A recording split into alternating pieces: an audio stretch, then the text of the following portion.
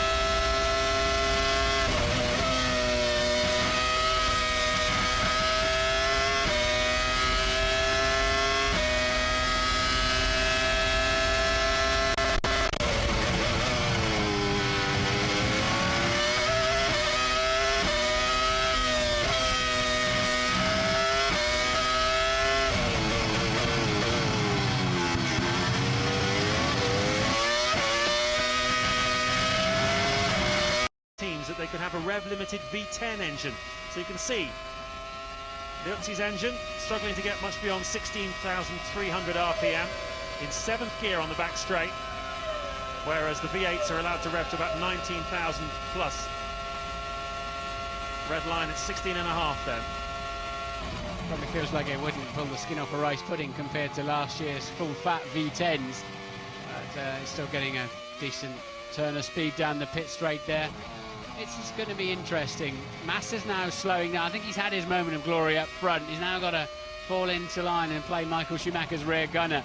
And he's beginning to drop his pace a little bit, to slow it down, back himself into Jarno Trulli and Fisichella and control the rest of the field, because Ferrari haven't romped off in the way that I'm sure they expected and the whole pit lane expected they were going to do.